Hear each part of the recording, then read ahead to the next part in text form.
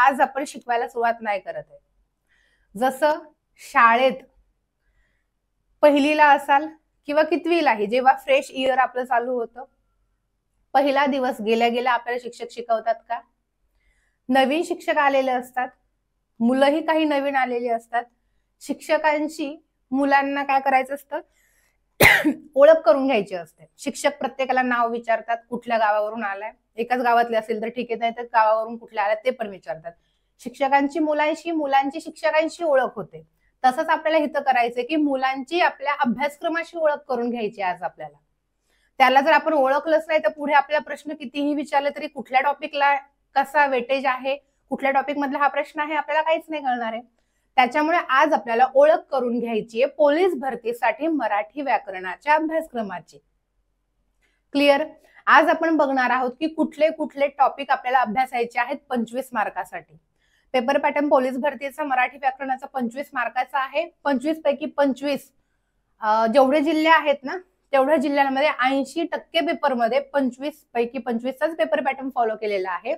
20% कुठेतरी इकडे तिकडे झालेले आहेत की बाबा एखाद्या जिल्ह्यामध्ये 23च प्रश्न आले, एखाद्या जिल्ह्यामध्ये 18च मराठीचे प्रश्न आले, या पद्धतीने. पण फोकस आपल्याला 25 मार्कावरच ठेवायचा आहे. तर आज आपल्याला हेच बघायचंय की आपल्याला पोलीस भरतीसाठी मराठी व्याकरणाचे कुठले कुठले टॉपिक अभ्यासायचे आहेत. करूयात चालू आपण. व्यवस्थित लक्ष द्यायचं, कारण हे समजलं तरच पुढे जे फ्रेशर असतील त्यांना कळणार आहे की आपल्याला काय आणि कशातला अभ्यास करायचा आहे. ओके,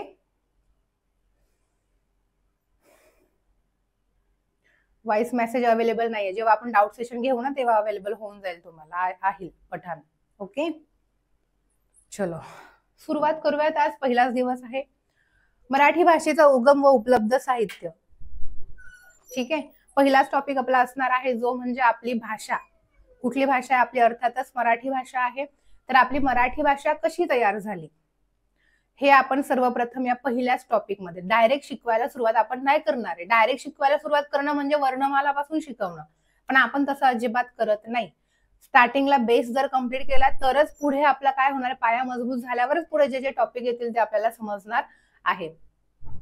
ठीक आहे, हा पूर्ण बेसिक आहे हे आपलं. मराठी भाषा कशी तयार झाली, तिला कुणी कुणी मदत केली, कुठून कुठून काय काय आपण घेतलं, मग मराठी भाषेमध्ये कुठले कुठले साहित्य आतापर्यंत उपलब्ध आहे. ठीक आहे, हे सगळं आपण याच्यामध्ये बघणार आहोत. याचं उत्तर बरोबर कृणाल, बरोबर. लेक्चर मध्ये स्टॉप होतोय का? लिपी आहे साहिल जगदाळे, लिपी आहे ती देवनागरी. हे पुढे आपण शिकणार आहोतच. ठीक आहे, याच्यानंतर आपण बघणार आहोत आपल्या मराठी भाषेची लिपी व तिचं स्वरूप. या टॉपिक मध्ये आपण बघणार आहोत की आपली मराठी भाषा जोपर्यंत आपण बोलतोय, तोंडावाटे फक्त बोलतोच आहे, आपले विचार तोंडावाटे बोलण्याच्या माध्यमातून व्यक्त करतोय, तेव्हा तिला आपण म्हणणार भाषा. पण तेच बोललेलं जर आपण लिहून ठेवलं तर लिहिताना गरज पडते लिपीची. मग आपली मराठी भाषा लिहिण्यासाठी कुठल्या लिपीचा वापर केला जातो? देवनागरी. ती कशी तयार झाली? देवनागरी हे नाव तिला का पडलं? ती आधी कोणाची लिपी होती मग आपली झाली आहे? इतर कुठल्या कुठल्या लिपी अस्तित्वात आहेत? सगळ्या लिपींची जननी कोणती आहे? कुठली लिपी आपल्या लिपीच्या एकदम अपोजिट लिहिली जाते? हे सगळं लिपी या टॉपिक मध्ये, तिचं लिपी आणि तिचे स्वरूप या टॉपिक मध्ये आपण शिकणार आहोत. एक दिवसीयच टॉपिक आहे पण सोपं आहे. 2 किंवा 3 मार्क याच्यावरचे विचारतात. एकाच जिल्ह्यामध्ये नाही पण 3 ते 4 प्रश्न फिक्स आहेत या टॉपिकवर. ठीक आहे, चलो सगळे जे डाऊट आहे तुमचे मी पुढे क्लिअर करणार आहे. स्टार्टिंगला आपण सगळ्यात पहिलं बघूयात की टॉपिक कुठले कुठले आहेत. मग सगळे डाऊट एकेकाचा करून मी क्लिअर करणार आहेच. चलो अमोल, तुमच्या प्रश्नाचं उत्तर सुद्धा मी देणार आहे 16व्या बॅच बद्दल. स्टार्टिंगला पहिले आपण जे आहे ना चालू ते बघूयात. ठीक आहे, चलो आता त्याच्यानंतर आपला टॉपिक असणार आहे अभिजात भाषा. पहिल्यापासून हा टॉपिक आहे, परंतु याच्यामध्ये गेल्या वर्षी जे काही चेंजेस झालेले आहेत. कुठले चेंजेस झालेत? तर आपली जी भाषा आहे अर्थातच मराठी भाषा, तर मराठी भाषा ही अभिजात भाषा गेल्या वर्षी ठरलेली आहे 3 ऑक्टोबरला. ओके, तर हे सगळं आपण इथे बघणार आहोत. जेव्हा आपल्या भाषेला अभिजात भाषा म्हणून दर्जा प्राप्त झाला तेव्हा अध्यक्ष कोण होते, सदस्य कोण होते, जे काही त्यांनी अहवाल सादर केला होता तो किती पानांचा होता, हे सगळं अभिजात भाषेमध्ये बघणार आहोत. आपल्या मराठी भाषेसारख्या अजून कुठल्या कुठल्या भाषा आहेत ज्या अभिजात भाषा आहेत? कुठल्या वर्षी त्या भाषेला अभिजात भाषेचा दर्जा प्राप्त झाला हे सुद्धा अभिजात भाषा या टॉपिक मध्ये आपण शिकणार आहोत. प्लस आपल्याला याच्यामध्ये एक महत्वाचा प्रश्न आहे की सगळ्यात जुनी भाषा कोणती, असा प्रश्न विचारला जातो. मग तो कशावरून आपल्याला ओळखायचा असतो, तर ज्या भाषेला सगळ्यात पहिले अभिजात भाषेचा दर्जा प्राप्त झाला तीच भाषा सगळ्यात जुनी, सगळ्यात प्राचीन असं ठरवण्यात येतं. ठीक आहे. यस, उत्तर अगदी बरोबर आहे तुम्ही सगळ्यांच्या. साहिल बरोबर आहे, विजय मुंडकर बरोबर आहे. ओके, मी युट्यूबला आपले लेक्चर पाहिले म्हणून बॅच घेतली. Very good Keshav, all the best.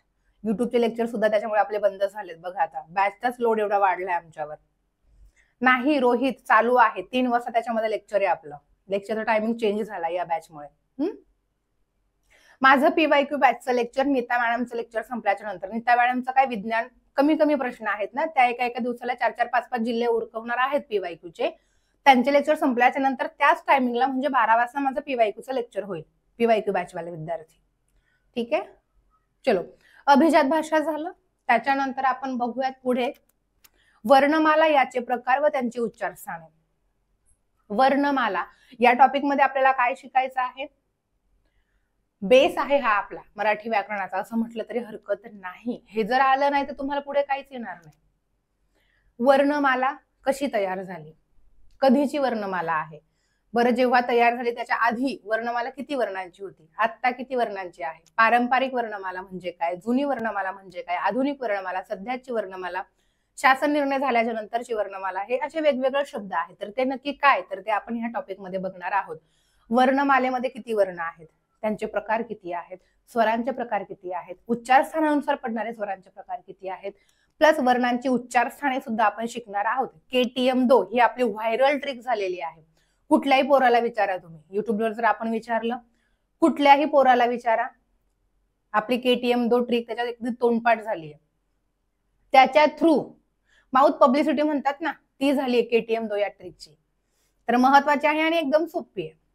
तर ते आपण इथं त्या ट्रिकनुसार तुम्हाला वर्णांची उच्चारस्थाने 70% समजणार आहे. बाकी 30% फक्त अभ्यासाची गोष्ट आहे, ते होऊन जाईल आता माझ्यासोबत तुम्ही जोडले गेलात म्हणजे. Okay, very good afternoon Moin Lucky, good afternoon Shreya. चलो चालू करूयात. नाही अमोल, आपल्या त्या बॅच मध्ये 3 वाजता लेक्चर होणार आहे. ठीक आहे, बंद नाही केली आहे. तुमच्यासाठी मी एक्स्ट्रा लेक्चर, एक एक्स्ट्रा तास वाढवलाय माझा. टेन्शन नका घेऊ तुम्ही, तुमचं नुकसान, तुमचा लॉस अजिबात नाही करणार आहे मी. ठीक आहे. चलो त्याच्यानंतर बघूयात पुढे आपण. यस, त्याच्यानंतरचा पुढचा टॉपिक आपण घेणार आहोत जोडाक्षरे व त्यांचे प्रकार. जोडाक्षरे वर्णमालेमध्येच आपण बघणार आहोत. ठीक आहे. जोडाक्षरे वर्णमालेतच का बघणार आहे, कारण जोडाक्षरे जेव्हा आपण जोडतो, 2 व्यंजने लगोपाठ शेवटी स्वर, व्यंजने आणि स्वर वर्णमालेचाच भाग आहे ना. ठीक आहे. जोडाक्षरे जोडण्याच्या पद्धती किती आहेत विचारलं जातं याच टॉपिक मध्ये, पुढे नाहीये ना. ओके, याच टॉपिक मध्ये आपण घेणार आहोत शब्दातील घटक मोजणे. काय प्रकारे हा माहितीये? जोडाक्षरे लिहिण्याच्या पद्धती झाल्याच्या नंतर, जोडाक्षरांचे प्रकार झाल्याच्या नंतर शब्दातील घटक मोजणे आपण घेणार आहोत. याच्यावरचे प्रश्न सांगू? प्रश्न सांगितल्यावर तुम्हाला कळेल की हा पण टॉपिक आहे वय मराठी व्याकरणामध्ये. चलो हा, शब्दातील घटक मोजण्याचा एक प्रश्न सांगूयात आपण की अमृत ध्वनी या शब्दामध्ये एकूण मूलध्वनी किती आहेत? कळाला? अशा टाईपचे प्रश्न आपण युट्यूबला शिकलोय की नाही. हा, तर मग अमृत ध्वनी या शब्दामध्ये एकूण मूलध्वनी किती आहेत? दुसराच प्रश्न तयार होतो, एकूण स्वर किती आहेत? तिसरा प्रश्न, एकूण व्यंजने किती आहेत? चौथा प्रश्न, एकूण जोडाक्षरे किती आहेत? हे असे 4 प्रश्न या टॉपिकवर विचारले जातात. म्हणून सोपा असून सुद्धा आपण एक दिवस याच्यासाठी घालवतोय आपला, पण सत्कारणी लागतो, त्याच्यामुळे मला प्रॉब्लेम नाहीये. मला प्रॉब्लेम नाही, तुम्हाला प्रॉब्लेम नाही. कळतंय?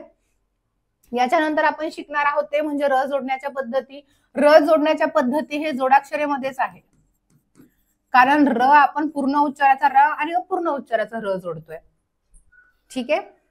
जोडाक्षरामध्येच स्टार्टिंगला र आला, तर अपूर्ण उच्चारात र जोडण्याची पद्धत म्हणतो. आणि जोडाक्षरामध्येच 2 नंबरला र आला म्हणजे पूर्ण उच्चाराचा र झाला, ती पद्धत. हे आपण र जोडण्याच्या पद्धतीमध्ये बघणार आहोत. आणि अकार विल्हेय क्रमवर तर हमखास प्रश्न विचारला जातो. काय प्रकारे अकार विल्हेय क्रम? नाही निकिता, युट्यूबचे लेक्चर माझे मी बंद केले आजपासून.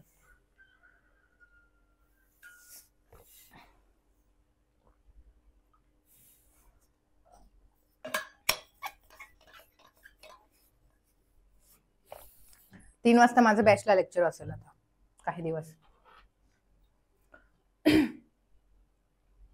अकार विल्हेय क्रम मध्ये कसा प्रश्न विचारला जातो? तर 3 किंवा 4 शब्द देतात, या शब्दांची अकार विल्हेय क्रमानुसार मांडणी करा. मग काय करायचं असतं, ते शब्द लिहून घ्यायचे, त्यांची फोड करायची, गट पाडायचे, कोण आधी कोण नंतर बघायचं आणि मग लिहून टाकायचा क्रम त्यांचा, कोण आधी कोण नंतर त्याच्यानुसार. व्हेरी गुड, सिक्वेन्स नुसार लावणे, खूप छान Aditya. Alphabetical order, yes Shreya, चालेल, गुड. मॅडम कमेंट शो करा सगळे, अजिबात नाही. कमेंट शो केला तर आम्हाला माहिती तुम्ही काय करता. युट्यूब मध्ये बॅच मध्ये फरकच काय ना भाऊसाहेब राठोड, ठीक आहे. त्याच्यामुळे तुमच्या कमेंट आमच्यापर्यंत येतात एवढंच खूप आहे. येस, नाही प्रिया, चला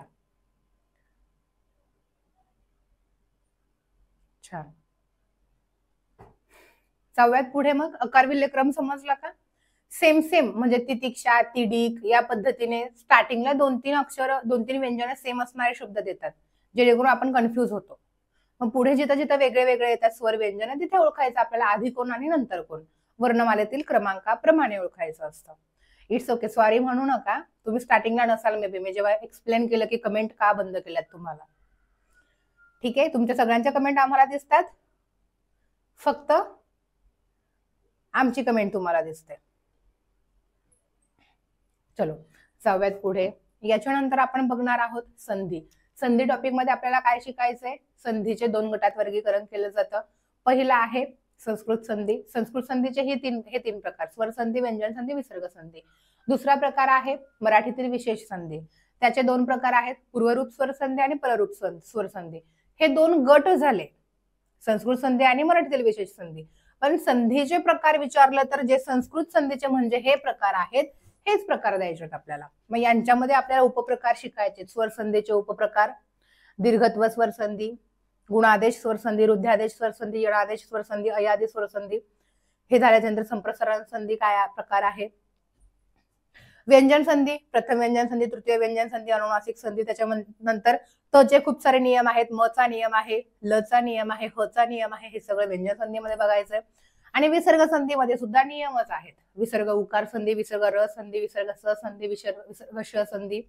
हे सगळे नियम संधी टॉपिक मध्ये आपल्याला शिकायचे आहेत. संधी एकदम महत्वाचा टॉपिक आहे. स्टार्टिंग आतापर्यंत स्टार्टिंग केलेल्या टॉपिक पासून हा पहिला टॉपिक असा आहे की मोठा टॉपिक आहे.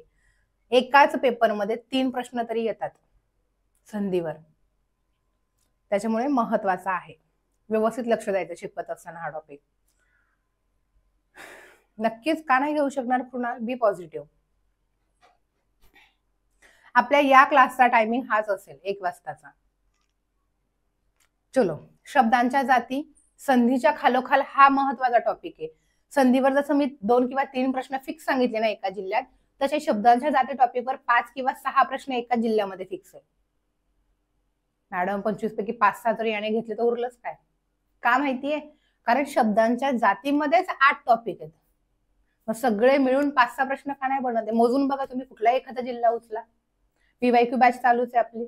बघा आज जो जिल्हा घेतला असेल, एखाद्या सकाळी लेक्चर केलं असेल, मोजून बघा संधीवरचे प्रश्न, शब्दांच्या जातीवरचे प्रश्न. ठीक आहे. शब्दांच्या जातीची पहिली विकारी जात आहे नाम. किती प्रकार आहेत? 8. नाम, सर्वनाम, विशेषण, क्रियापद, विकारी 4 जाती. क्रिया विशेषण अव्यय, शब्दयोगी अव्यय, उभयान्वयी अव्यय, केवल प्रयोगी अव्यय या 4 अविकारी जाती. पहिली जी जात आहे नाम सगळ्यात मोठी. अख्खा 15 दिवस नाम टॉपिक शिकायला जातोय आपल्याला. कारण नाम टॉपिक मध्ये सगळ्यात पहिले आपण बघणार आहोत नामाचे प्रकार. सामान्य नाम, विशेष नाम, भाववाचक नाम. परत सामान्य नामाचे उपप्रकार झालं. त्याच्यानंतर नामाचा लिंग विचार, नामाचा वचन विचार, नामाचा विभक्ती विचार, नामाचा सामान्य रूप. या 4 गोष्टी म्हणजे 5 पॉइंट नाम टॉपिक मध्ये आहे. नामाचा लिंग विचार, वचन विचार, विभक्ती विचार, सामान्य रूप याच पद्धतीने आपण घेणार आहोत सिरीजनुसार. हे अख्खं एकाच टॉपिक मध्ये, नाम टॉपिक मध्ये. सव्वे, अव्वे, सविभक्ती, अविभक्ती. व्हेरी गुड श्रेया, छान. मुंबई पोलीसला संधीवर खूप आले. यस विजय, तेच म्हटलं की कुठलाही जिल्हा असू दे, हे 2 टॉपिक फिक्स महत्वाचे आहेच. एसीबीसी वाले, एसीबीसीचं डॉक्युमेंट लागेल आता अमृता. चलो, दुसरी विकारी जात आहे सर्वनाम. सर्वनामामध्ये आपल्याला शिकायचं आहे 1 दिवसीय किंवा 2 दिवसीय टॉपिक आहे. 2 दिवस लागतात आपल्याला इथे या टॉपिकला. सर्वनाम, एकूण सर्वनामे विचारतात 9 आहेत.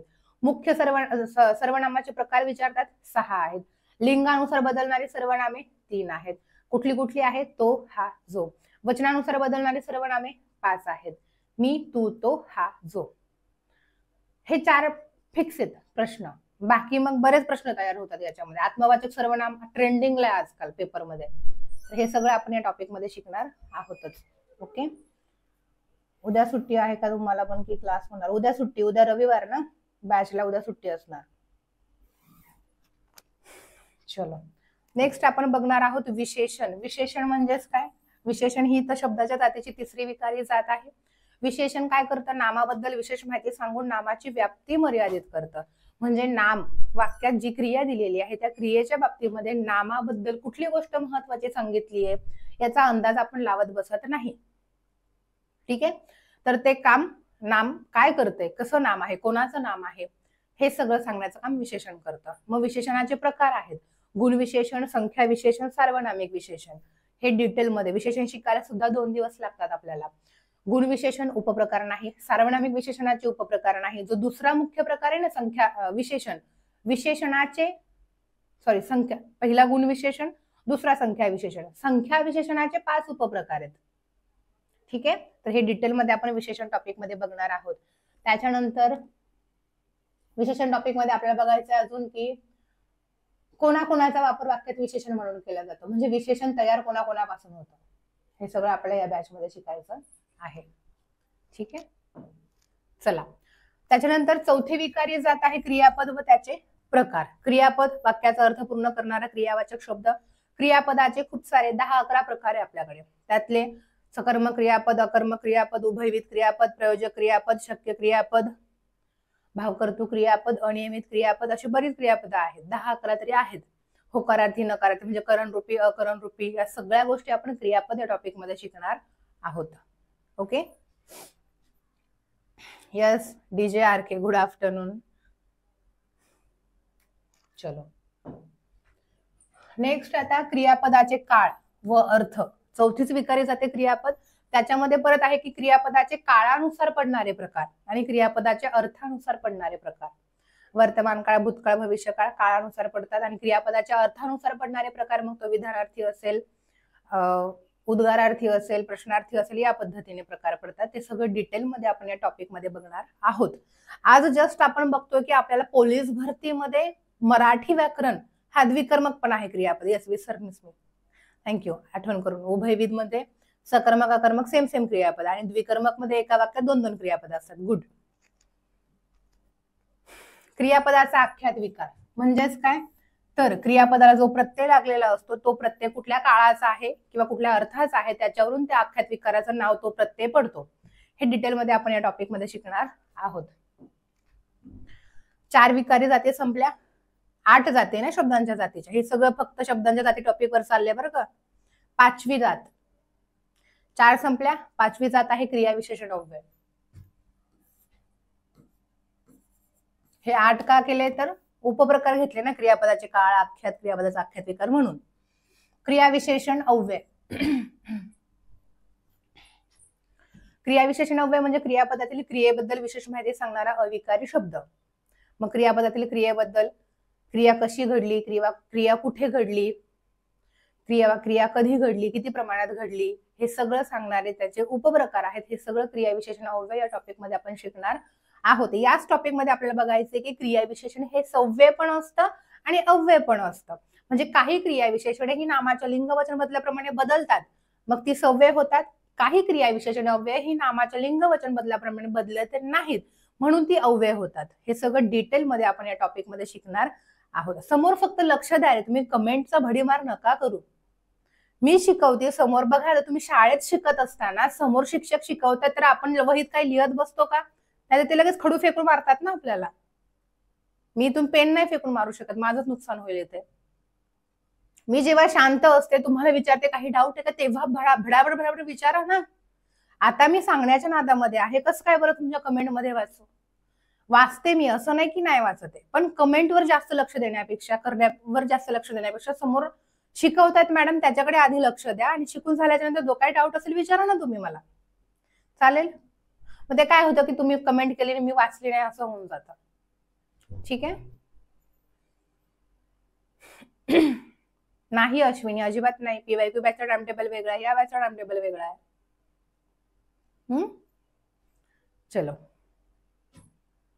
किंवा डस्टर पण फेकून मारतात, हो ना. खाल्लाय वाटतंय तुम्ही शाळेत असताना. झालं क्रियाविशेषण अव्यय. याच्यानंतरच घेतोय शब्दयोगी अव्यय. ही 6वी शब्दाची जात आहे. शब्दयोगी अव्यय, जी क्रियाविशेषण आता सांगितली मी, क्रियाविशेषण अव्यय नामाला जोडून आल्यानंतर शब्दयोगी अव्यय बनतात. मग याच्यामध्येच पुढे आपल्याला शिकायचंय शुद्ध शब्दयोगी अव्यय काय प्रकारे. याच्यामध्येच पुढे आपल्याला शिकायचे विभक्ती प्रतिरूपक शब्दयोगी अव्यय काय प्रकारे, त्याचे प्रकार किती आहेत. म्हणजे विभक्ती प्रत्यय जे आहेत ते विभक्ती प्रत्यय कुठल्या शब्दयोगी अव्ययांच्या कामासारखं काम करतात, सेम काम, त्याला म्हणतात विभक्ती प्रतिरूपक शब्दयोगी अव्यय. ठीक आहे? 3 आहेत साहिल, 3. येस प्रिया, नक्कीच नेहमीच देते मी मुलांना. शिकवून झाल्यावर मी काय डाऊट पडलाय का याच्यावर हे विचारल्याशिवाय लेक्चर बंदच नाही करत कधीच बॅचचं. शब्दांच्या जातीची ही 7वी विकारी जात आहे उभयान्वयी अव्यय. 2 शब्द किंवा 2 वाक्य जोडणारा अविकारी शब्द. मग याच्यामध्ये 2 प्रकार आहेत, 2 गट आहेत. प्रधानत्व सूचक उभयान्वयी अव्यय, गौणत्व सूचक उभयान्वयी अव्यय. प्रधानत्व सूचकचे 4 प्रकार: समुचय बोधक, विकल्प बोधक, परिणाम बोधक, न्यूनत्व बोधक. या 4 प्रकारांमधल्या कुठल्याही अविकारी शब्दाने जर वाक्य जोडलं तर ते संयुक्त वाक्य असतं. दुसरा जो गट आहे गौणत्व सूचक उभयान्वयी अव्यय, याचे 4 प्रकार: स्वरूपदर्शक, कारणदर्शक, संकेतदर्शक, उद्देशदर्शक. यांच्यामधल्या अविकारी शब्दाने वाक्य जोडली तर ते मिश्र वाक्य असतं. क्लिअर? पुढे वाक्यांचे प्रकार टॉपिक बघणार आहे, हा अख्खा टॉपिक तिकडे गरजेचा आहे, त्याच्यामुळे इथं व्यवस्थित लक्ष द्या. राम राम सचिन. क्लिअर? हे लेक्चर रेकॉर्डिंग राहणार आहे अमृता, टेन्शन नका घेऊ. ठीक आहे? मागे पुढे खाली वर. अच्छा, क्रियाविशेषण अव्ययाचा सांगताय धीरज. आला तिकडे पण. धन्य. अभ्यास करा रे, रिव्हिजन करा, जास्त रिव्हिजन. मी माझा लॉस कधी, म्हणजे माझा लॉस किंवा माझा फायदा करून तुमचा लॉस कधीच नाही करत. त्याच्यामुळे मी नेहमी मुलांना सांगते एकच बॅच करा, पण ती परफेक्ट करा. ती बॅच केल्याच्या नंतर 17 बॅच घ्यायची गरजच नाही पडली पाहिजे असा अभ्यास त्याच्यात करायचा आहे. ठीक आहे? बॅच घ्या, मी नाही म्हणत नाही, पैसे आलेले कोणाला नको आहेत, पण कळकळीची विनंती, नुसताच बॅच घेत बसू नका, लेक्चर करत बसू नका, रिव्हिजन पण करा. सेल्फ स्टडी महत्वाचा आहे. इंग्रजी कसं काय येईल पोलीस भरतीला? ठीक आहे, जाऊयात पुढे. शेवटची जात आहे आपली 8वी, केवल प्रयोगी अव्यय. ही भावना प्रधान असतात, यांचा वाक्याशी काहीच संबंध नसतो. यांच्यामध्ये फक्त वाक्यात जी भावना आहे, अर्थ पण नाही, वाक्यात जी भावना दडली आहे ना त्या भावनेचा उद्रेक फक्त या शब्दामध्ये असतो. हा शब्द म्हणजेच उद्गारवाचक शब्द. अरे रे, बाप रे, आई ग, अहो, हे सगळे शब्द केवल प्रयोगी अव्यय वाक्याच्या स्टार्टिंगला येतात. हे नेहमी याच टॉपिक मध्ये आपल्याला पुढे शिकायचं आहे व्यर्थ उद्गारवाची अव्यय किंवा पादपूरणार्थक केवल प्रयोगी अव्यय म्हणजे पालोपदे. काय कन्सेप्ट आहे सगळं आपण इकडे डिटेल मध्ये पाहणार आहोत. चला, त्याच्यानंतर आहे प्रयोग टॉपिक. प्रयोग टॉपिक मध्ये आपण शिकणार आहोत किती प्रकार आहेत: कर्तरी प्रयोग, कर्मणी प्रयोग, भाव्य प्रयोग. मुख्य प्रकार, त्याच्यानंतर कर्तरी प्रयोगाचे उपप्रकार, कर्मणी प्रयोगाचे उपप्रकार, भाव्य प्रयोगाचे उपप्रकार. कर्त्याप्रमाणे वाक्यात क्रियापद बदलत असेल तर कर्तरी, कर्माप्रमाणे क्रियापद बदलत असेल कर्मणी, दोघांप्रमाणे क्रियापद बदलत नसेल भावे, ज्याला प्रत्यय नसतो त्याच्याप्रमाणेच क्रियापद बदलतं. हे सगळं इथे आपल्याला शिकायचं आहे. अच्छा, असं म्हणताय साहिल. येस, वाक्यांचे प्रकार मगाशी आपण जे बघितलं प्रधानत्व, गौणत्व, तेच इकडे केवल वाक्य, संयुक्त वाक्य, मिश्र वाक्य. केवल वाक्य म्हणजे सुटसुटीत वाक्य, अविकारी शब्द कुठलाही नाही, एकच वाक्य असतं अस्खलित, एकच कर्ता एकच क्रियापद.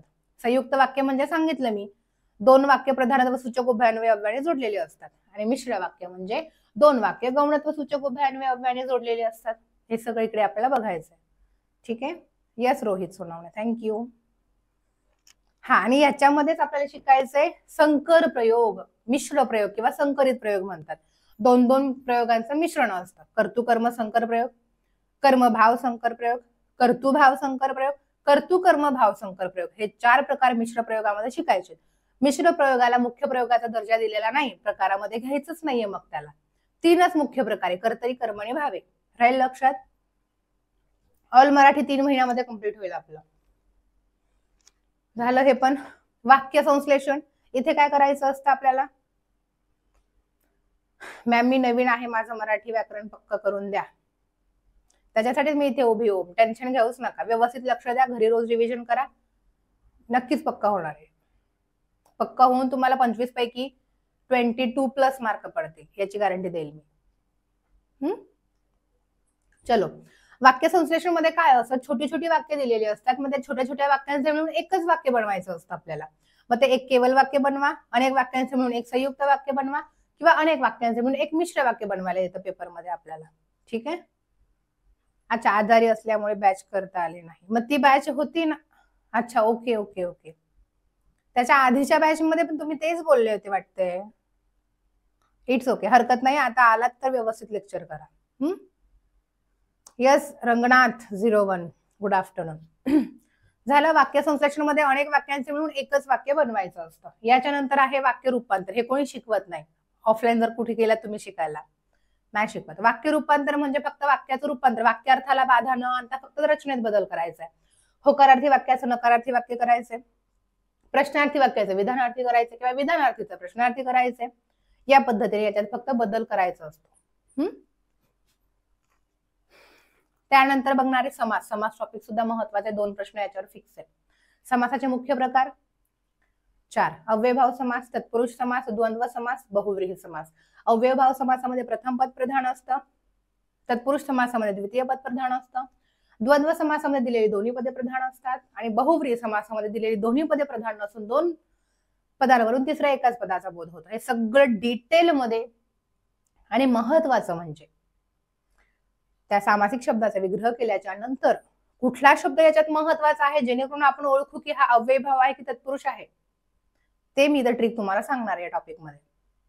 कारण तत्पुरुष समास आहे तर आपल्याला ओळखणं गरजेचं आहे. दिलेल्या शब्दामध्ये दोघांपैकी दुसरा शब्द महत्वाचा आहे हे कसं ओळखायचं, हीच ट्रिक मी तुम्हाला इथे सांगणार आहे. अलंकार महत्वाचा टॉपिक आहे, मोठा टॉपिक आहे. 3 दिवस लागतात मोठ्या टॉपिकला शिकायला. अलंकाराचे मुख्य प्रकार: शब्द अलंकार, अर्थ अलंकार. शब्द अलंकारामध्ये फक्त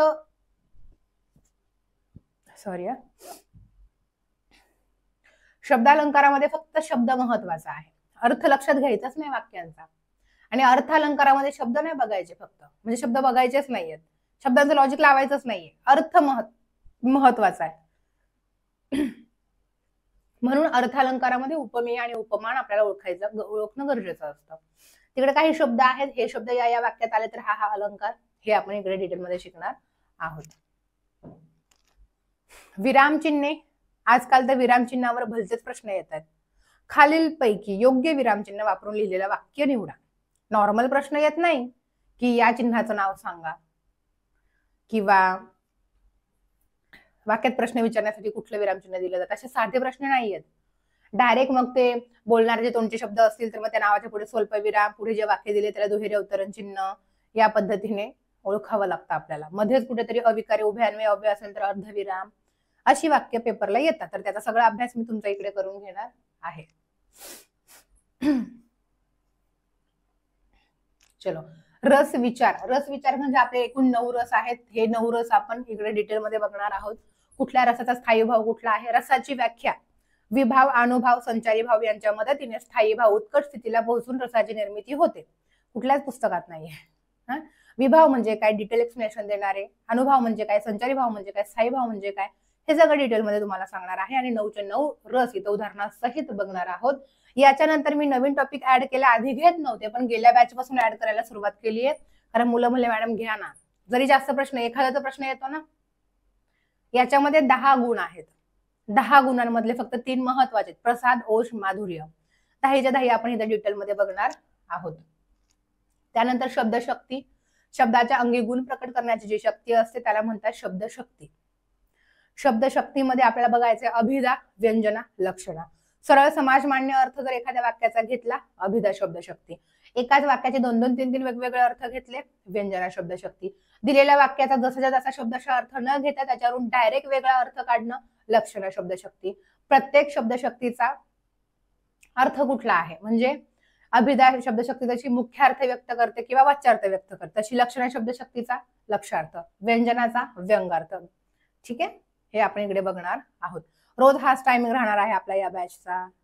बॅच पूर्ण होऊन रिव्हिजन होईल भास्कर, याची गॅरंटी देईल मी तुम्हाला. अजून काय पाहिजे मग? लय दमले ना, पाणी पिऊन घ्या म्हणतात. Fast timing, actually time limit आहे ना आपल्याला, त्याच्यामुळे पूर्ण सिलेबस झाला पाहिजे माझा, एवढं डिटेल एक्सप्लेनेशन देते तर म्हणून. जास्त फास्ट होतंय का नाही ना, समजतंय ना? उद्यापासून स्लो जाणार आहे उद्यापासून, कारण आपण नॉर्मल एक टॉपिक बघणार आहे ना. वृत्त घेणार आहे लास्टला.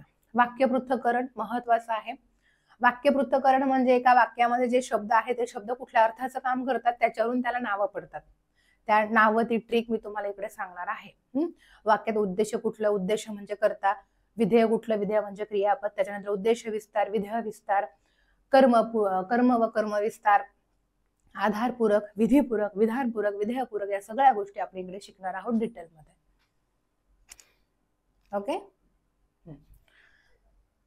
सिलेबस सांगते हो, शिकवत नाहीये पण शिकवल्यासारखंच वाटतंय ना, हरकत नाही. खासियत येते आपली, इथंच तुम्हाला समजून जाईल की कुठल्या टॉपिक मध्ये काय काय शिकायचं आपल्याला. शब्दसिद्धीमध्ये आपल्याला सिद्ध व साधित शब्द असे 2 प्रकार आहेत, ते शिकायचे. सिद्ध शब्दांमध्ये तत्सम, तद्भवदेशी, परभाषीय पण आहे, परंतु तो सिद्ध मध्ये नाही येत, कारण सिद्ध म्हणजे मूळ शब्द. परभाषेमध्ये 2-2 शब्दांचे एकत्रीकरण बऱ्याच ठिकाणी आहे. त्याच्यानंतर साधित शब्दांचे प्रकार, पूर्णाभ्यस्त शब्द, अंशाभ्यस्त शब्द, अभ्यस्त, उपसर्ग घटित, प्रत्यय घटित, अभ्यस्त आणि सामासिक, हे 4 प्रकार पडतात. अभ्यस्ताचे 3 उपप्रकार आहेत, मग अंशाभ्यस्त, पूर्णाभ्यस्त, अनुकरणवाचक, हे सगळं इकडे आपण बघणार आहोत. शुद्ध लेखनाचे नियम बघणार आहोत. शुद्ध शब्द आपल्याला पेपरला येतात ना, याच्यावर सुद्धा ट्रेंडिंग उदाहरणं अशी येतात की खालील दिलेल्या वाक्यांपैकी शुद्ध वाक्य ओळखा. भलं लांबलचक वाक्य असू दे किंवा 5-6 शब्दांचंच वाक्य असू दे, प्रत्येक शब्द नीट निरखून पारखून बघावा लागतो. कुठे पहिली वेलांटी, कुठे दुसरी, कुठे पहिला उकार, कुठे दुसरा उकार, कुठे न नळाचा, कुठे न बाणाचा, हे व्यवस्थित बघावं लागतं. मग त्याच्यामध्ये हे सगळं आपण इकडे बघणार आहोत. वृत्त महत्वाचे, पण तुम्ही लोक पळून जाता रे ह्या बॅच मध्ये, तरी तुम्ही प्लीज असं नका करू. पळून गेलात, अख्खा 1 मार्क वृत्तावर डिपेंड आहे. प्रत्येक जिल्ह्यात भले नाही विचारला जात, पण महत्वाचा आहे. वृत्तामध्ये सगळ्या गोष्टी ट्रिकनुसार सांगणार आहे. 4 दिवस वृत्त शिकवतो आपण बॅच मध्ये. आधी नियम बघणार व्यवस्थित, काय नियम आहेत, लघु कोणाला म्हणायचं, गुरु कोणाला म्हणायचं, कसं ओळखायचं, प्रकार कुठले कुठले आहेत, त्यांचे गण कुठले पडतात, यती म्हणजे काय, हे सगळं डिटेलमध्ये आपण या टॉपिक मध्ये शिकणार आहोत. आता शब्दसंग्रह चालू, इथपर्यंत कन्सेप्टचा भाग झाला. माझा शिकवण्याचा भाग इथपर्यंत, तुमचा रिव्हिजनचा भाग इथून पुढे आहे. याच्यात शिकवायला काहीच नाहीये, फक्त रोज येणार, प्रश्नोत्तर घेणार मी. एका दिवसाला 2-2 टॉपिक घेणार. मग शेवटी पहिला अर्धा तास समानार्थी शब्दांवर प्रश्नोत्तरे घेणार, नंतरचा अर्धा तास विरुद्धार्थी शब्दांवर प्रश्नोत्तरे घेणार. 1 दिवसात हे होणार. 1 दिवसात म्हणीवरचे प्रश्न, वाक्प्रचारावरचे प्रश्न. एका दिवसामध्ये शब्दसमूहाबद्दल 1 शब्द, अलंकारिक शब्द, आणि दुसऱ्या दिवसामध्ये शब्द, मग ध्वनिदर्शक शब्द, पिल्लूदर्शक शब्द, ध्वन्यार्थ, हे होणार. मग त्याच्यानंतर पुढच्या दिवसामध्ये ग्रंथ व त्याचे लेखक, कविता व त्यांचे लेखक होणार. आणि हे पण याच्यातच होऊन जाईल, कवी व त्यांची टोपण नावं. संपलं. एवढाच सिलेबस फक्त पोलीस भरतीला आहे. फाईल सेव्ह करते. आता मला सांगा, कोणाला काही डाऊट आहे का?